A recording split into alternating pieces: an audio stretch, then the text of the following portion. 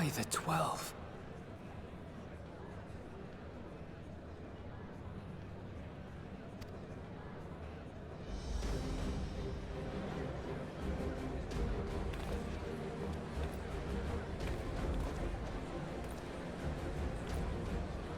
Glad you could join us. I hope you don't mind, but we went ahead and... As you can imagine, our traveling companions were eager to become acquainted. 'Tis a rare thing indeed to see such a diverse and talented group of individuals assembled for a single purpose.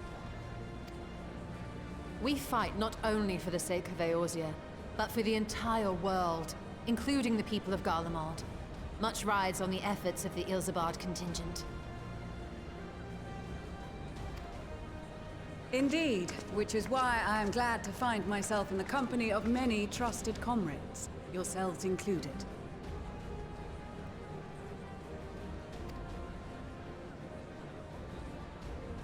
Lucia! I have come at the behest of Lord Emmerich, who has honored me with the role of Ishgard's representative. And for the good of all nations, not least my former homeland, I am determined to see this mission through to its end. We have a hard road ahead of us, but walk it we shall, together.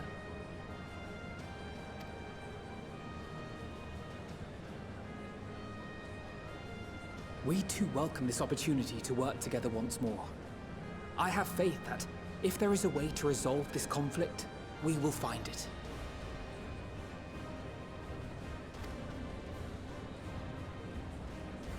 Allow me to introduce you to the rest of our company. Everyone! If I may have your attention.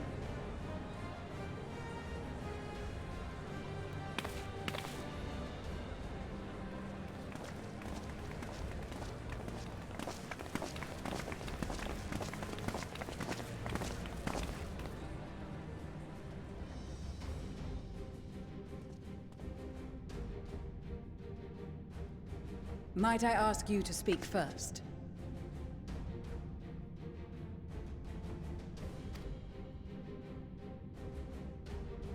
If I must. I am Arun Senna, spokesman for the Gridanian delegation, here on behalf of my esteemed sister, the Elder Seedseer. We shall provide support and protection to those in need during our time in Garlemald.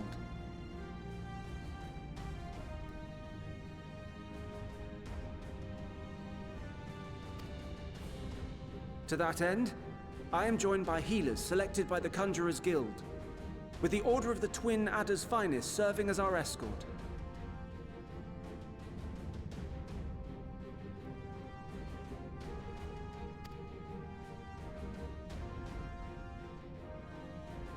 Suppose I'd better say my piece.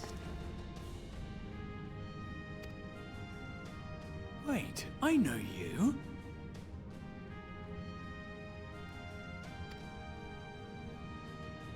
The name's Sicard, in case you've forgotten. Truth be told, I'd rather you had forgotten. Any road, the Admiral asked Captain Hilfear to send his best, and for whatever reason, he picked me.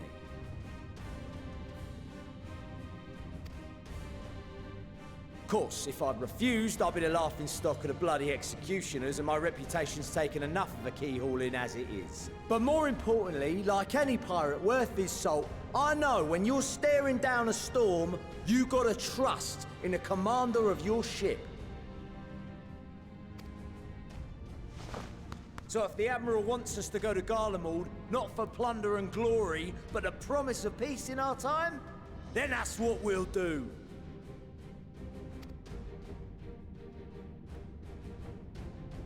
Since we all know how much the Empire loves its steel, we thought we'd bring along a few smiths to make the most of it.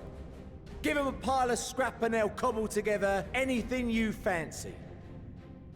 Of course, just like the Gridanians, we got fighters of our own. We might have come with a more constructive purpose in mind, but we're more than capable of cracking skulls, believe you me. Well, you're certainly raring to go. But then again, so are we.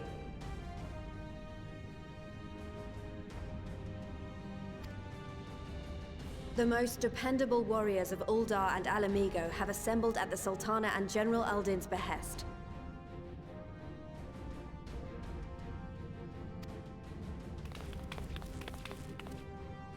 If Garlemald has truly fallen, then the whole place is likely to be crawling with Telophoroi. We'll need plenty of troops to clear and hold a path for others to follow. That's where we come in. Naturally, Marshal Tarapin and I will be leading from the front.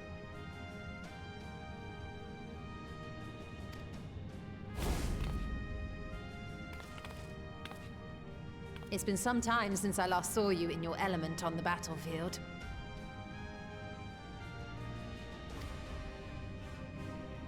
From what I've heard, you've become pretty fearsome yourself. Master Matoya? The Avatar of Destruction?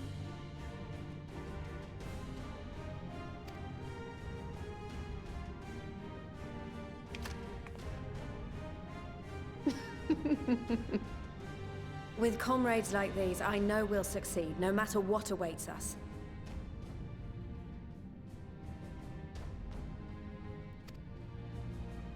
And then we might finally get a chance to enjoy a good long rest. But until then, let's give it our all.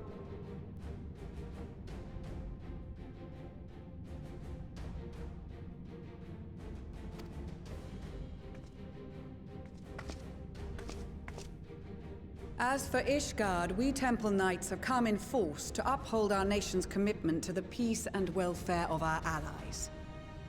The bitter cold of Garlemald is a formidable enemy in of itself. Our experience fighting in ice and snow will prove invaluable in the days ahead.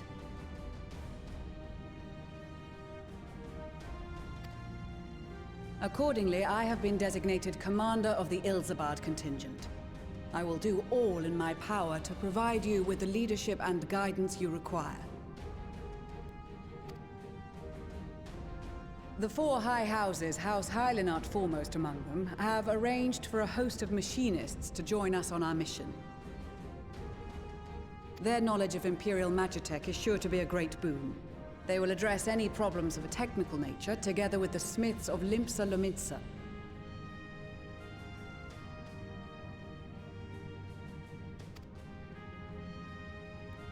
There is another awaiting introduction.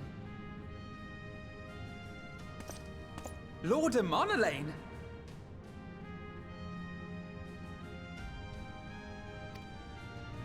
Ah, yes. Emanelaine de Forton, at your service.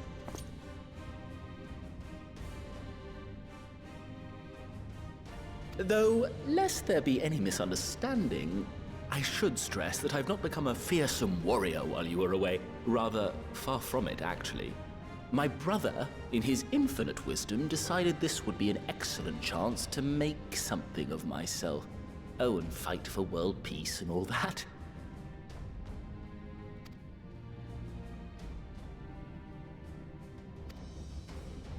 But, should the opportunity arise for a spot of ballroom dancing, I will be your twinkle-toed gentleman of light.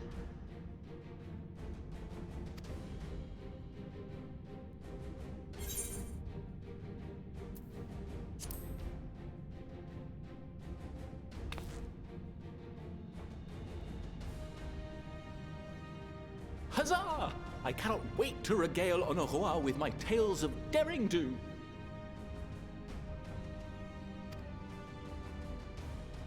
I believe that concludes introductions for the Grand Company of Eorzea.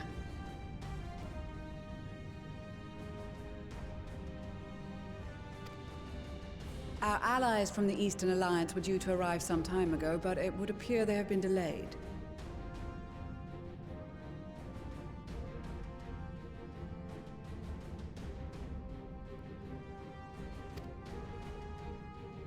Would that be the shinobi of Doma?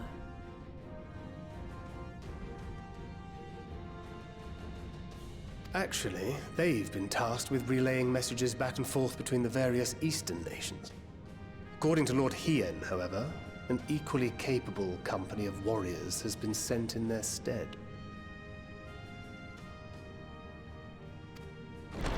Out of my way, you preening fool!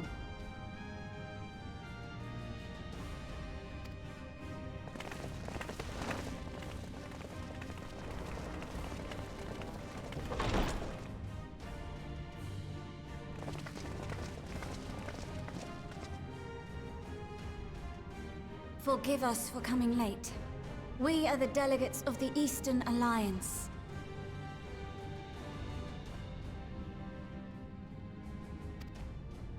Cyrena, and you've brought company.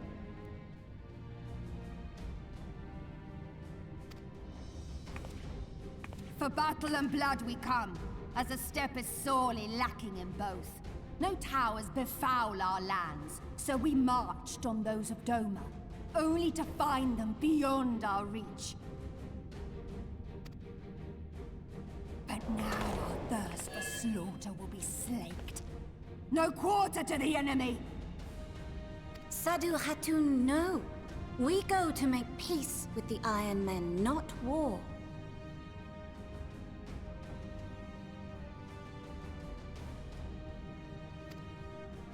Warriors of the Steppe, we've heard many tales of your bravery. We welcome you as allies. And these other ones you have brought are...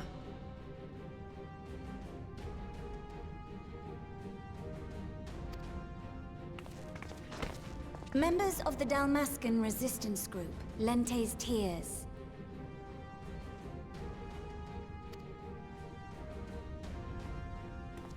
And the Bosnian resistance.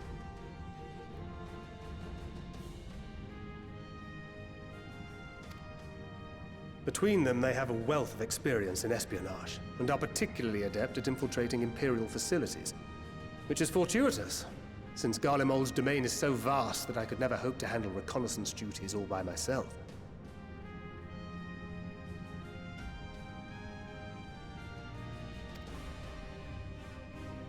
Dalmasca, Bosnia, Alamigo. All lands which have suffered the tyranny of the Empire. I would never presume to question your motives. Nevertheless, I must reiterate that our goal is to aid the victims of the Telophoroi, the common folk of Garlemald.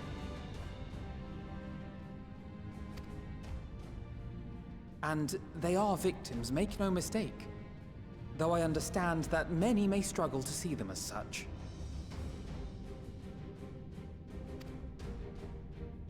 You're more right than you know. For every one of us that answered the call, there were a dozen that refused.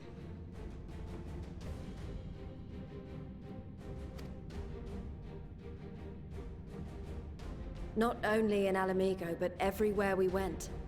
And who could blame them? The Empire's always been the enemy.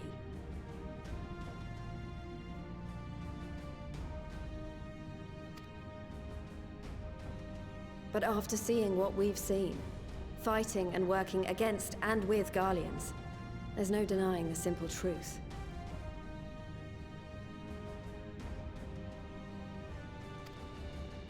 They're just people.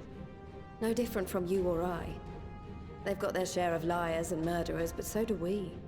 So do we all. Fordola, who once swore herself to Garlemald, has proven herself a trusted ally time and time again. Every Eorzean here knows Cid Garland, the Imperial defector who shared with us countless technological wonders. Maxima, who stands with us today, tried to reform Garlemald from within and make peace with Doma.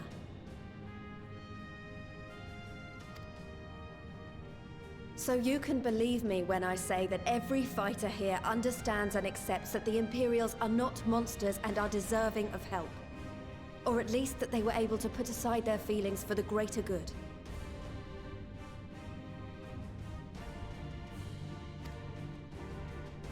It won't be easy, but we're all determined to make this world a better place.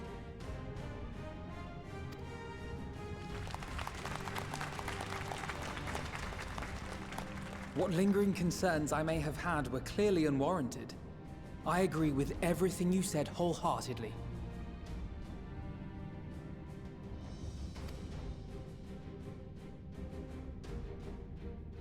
Then we are in accord. Now, let us review our strategy. To reach the Garlean capital in northern Ilsabard, we must cross the central mountain range.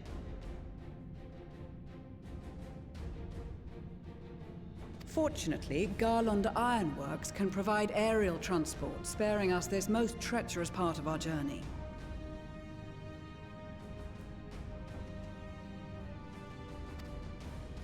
However, attempting to fly any closer to Garlemald would attract the attention of the Telophoroi.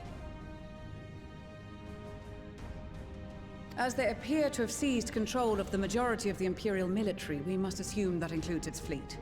In addition, Garlemald possesses devices that can interfere with airship navigational systems, further discouraging an airborne approach. Given the circumstances, the closest we dare deploy our contingent is an area between the range and the capital, the Magna Glaciers. From there, we must travel the rest of the way on foot. We will also need to bring the airships with us to ensure we can withdraw with haste. Although much of the terrain will be blanketed in snow, we should be able to make use of local roads and shipping facilities. The vast ice field will afford us an unobstructed view of the surrounding area. On the other hand, it will also allow others to easily spot us, so it is imperative that we only make camp in positions where we can easily defend ourselves. And the airships, which must be kept safe at all costs.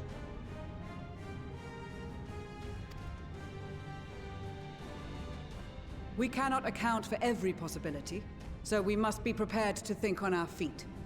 We will be tested. Sorely tested, I expect. But for our homes and for our people, and a people not our own but in need, we will succeed.